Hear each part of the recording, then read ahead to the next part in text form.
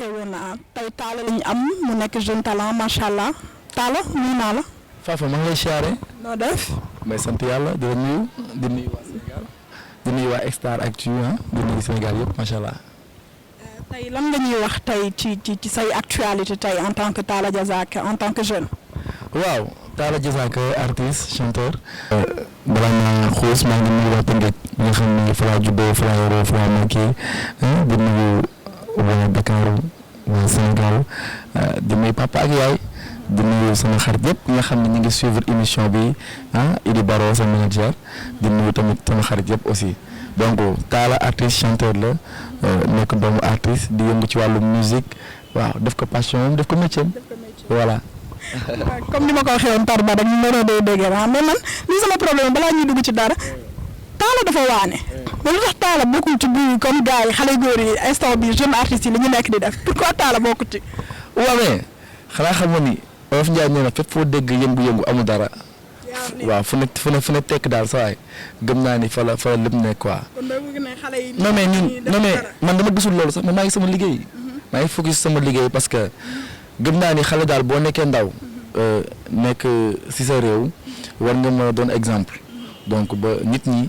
buñ lay seetaan wala ñun lay xool nga nekk royuwaay ndaxte ñun ci wàll bi ñuy yëngu dañuy wax te wax bal la bu génnee dafay gaañ yenn saa yi nag nga jum yàlla rek moo dul jum waaye toujours booy jum tamit bu nekk jum bu ëpp moo tax nag foo dégg rambax daal neel tekk rek waaw bu nee tekk yàlla fekk si la jaajëf waaw. léegi yow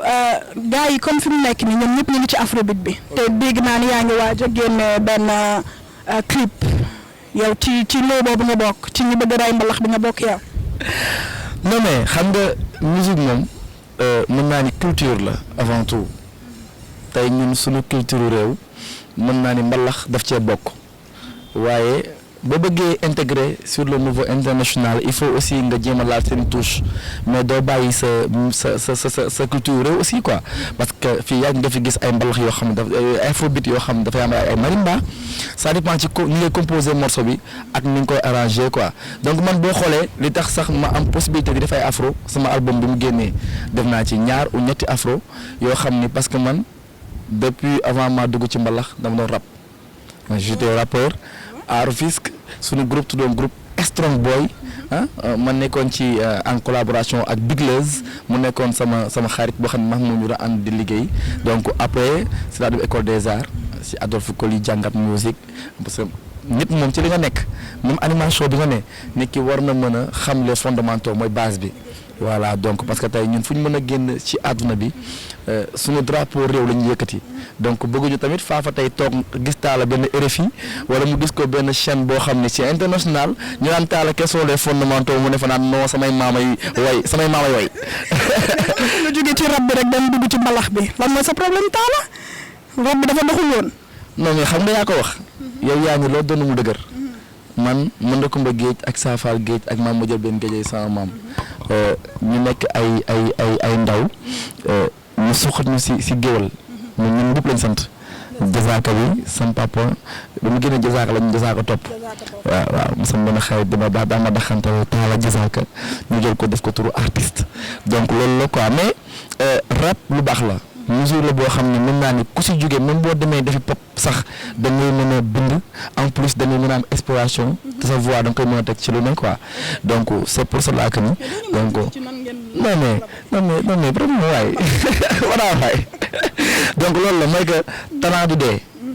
du dee te nit ki moom mën naa ni ci lépp looy yëngu rek war nga mën a am benn astuce boo xam ni war na mën a ngand ba tey foo génn rek génn mu mën a nice quoi moo tax ñu viré dem jàngat musique di def musique ak sunu manière voilà. mais actuellement ci ban label nga nekk parce que dama am lu ma fort ci wéewu béy mais yéen a ngi waaj a jàmm yow El Hadj Keita ak Tarba Mbaye loolu loo ma ciy wax ak Vieux Ndiaye. non man nekkuma ci benn label. tey yàlla dafa def ñun ñu ñëw suñu papa nekk ci musique mais ñoo jël Diazaka créé ko Diazaka production musique donc di benn label boo xam ne man maa ko moom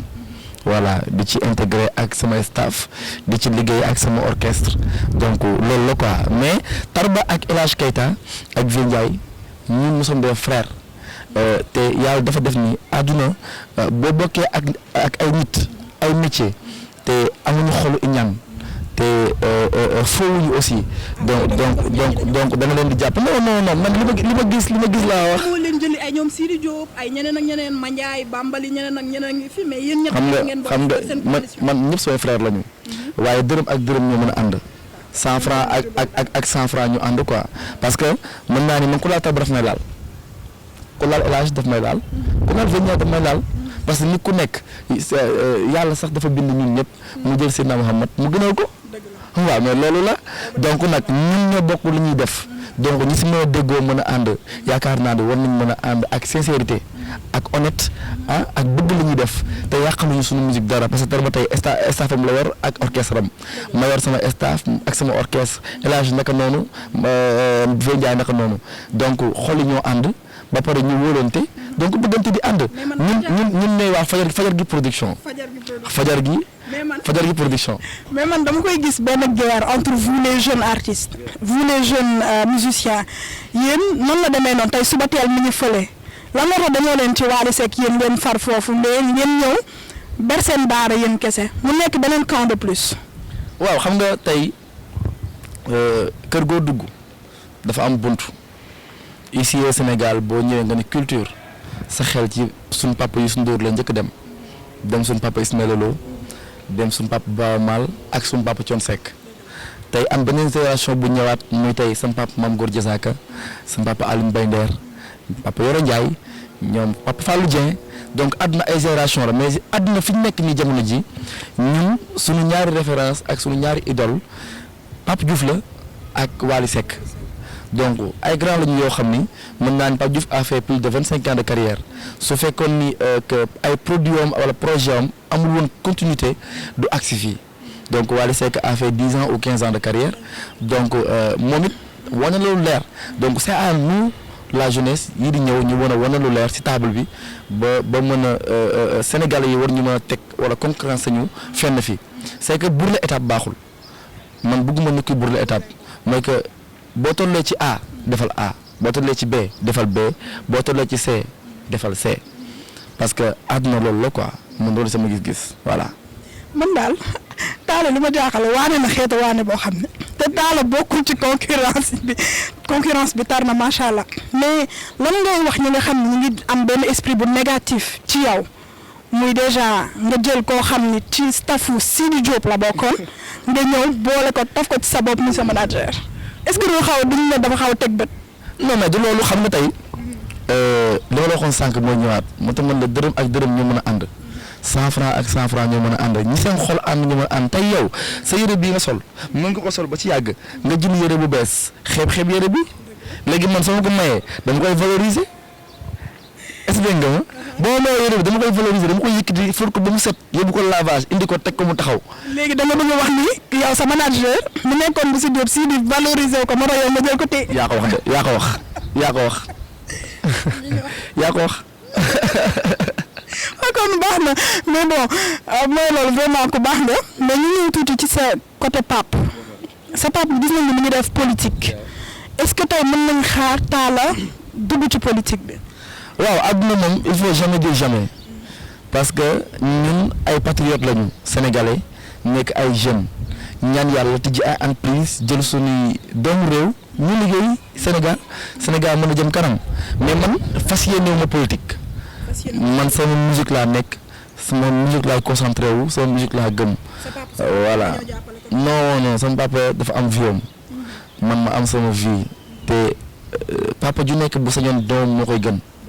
te man mi dox ak yow tey su ma deewoon yàlla ne ma da nga ñëwaat ma joxaat la beneen papa Mame Gor laa koy waxaat parce que dignité ak honnête ak xol bu rafet ak bëgg ay doomam ñu ngi ci moom quoi donc tey nit ñi li ñu mën a wax wala leneen man je m'en fiche parce que man maa ngi sama liggéey et gisuma loolu donc borom xol bu rafet la borom xol bu nice la donc mi ngi ci politique yàlla na ko si yàlla jàppale man maa ngi sama musique et que di fas yéene def sama carrière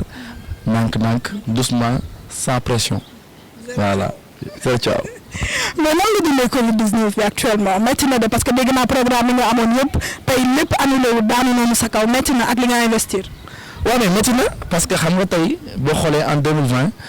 le 30 janvier 2020 génn naa sama album muy album Diazaka Lycée